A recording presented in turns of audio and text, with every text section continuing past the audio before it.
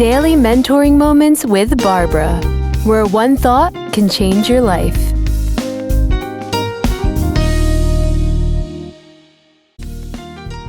Hello, this is Mentoring Moments with Barbara, and I want to talk to you today about return on investment. And a lot of times when we hear that term, we think about financial instruments such as stocks and bonds and CDs and annuities, right? And return on investment does refer to those types of instruments.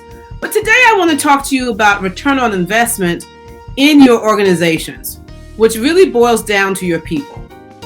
I'm seeing a trend today in organizations and churches and businesses and corporations where there's a failure to invest in their people on a consistent basis. And there are several reasons why I hear that organizations, fail to invest. And one of those reasons is the price tag is too high.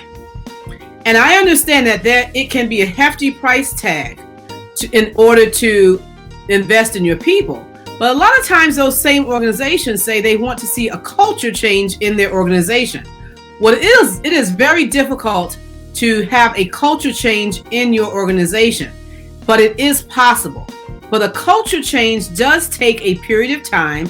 It has to be intentional and purposeful, and there is an investment that you will have to make in order to have a culture shift in your organization.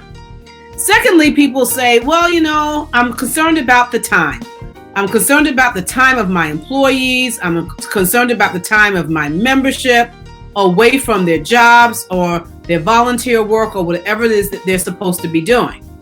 However, if you are going to invest, you are going to have to make a sacrifice. It's a sacrifice of money and it's a sacrifice of time.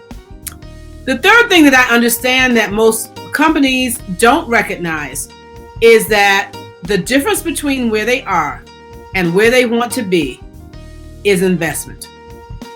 And so I'm asking you today, what have you been doing, particularly during this pandemic? For a lot of us, things have slowed down. Yes, it means that we're watching our purse strings, but at the same time, if you can imagine that this would be the best time for you to invest and actually grow your employees.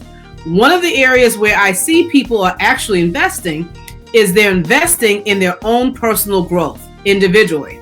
And that rate of the people that are doing that rate has actually gone up. But what does that mean for organizations?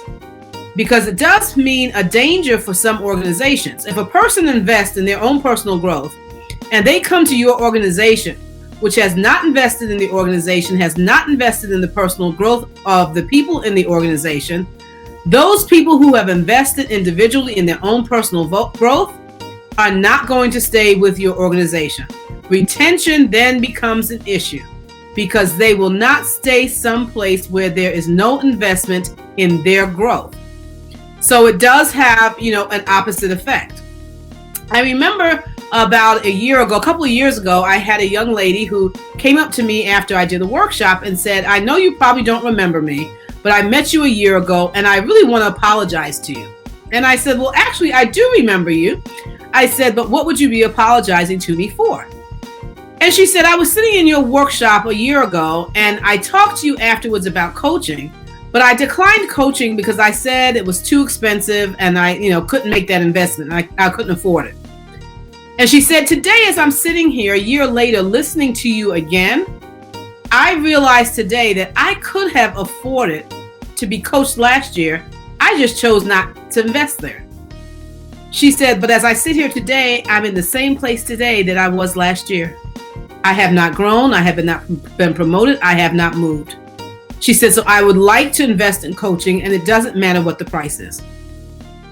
You see, we pay for what we want. And so I have a couple of rules that I try to live by. I don't have a lot, but I have a couple of rules or guidelines that I live by. One is that I never coach with a person who doesn't have a coach themselves. Why would I pay you and coach you if you yourself don't see the need for a coach? Because that means that at some point you're stagnant. Number two, I don't mentor people who refuse to mentor other people because I am looking for a return on the investment in my time. And three, and most importantly, I will not invest in an organization that will not invest in their people. I want you to think about that and consider, just like going to the bank, if you don't make a deposit, you cannot expect to withdraw. This is Daily Mentoring Moments with Barbara.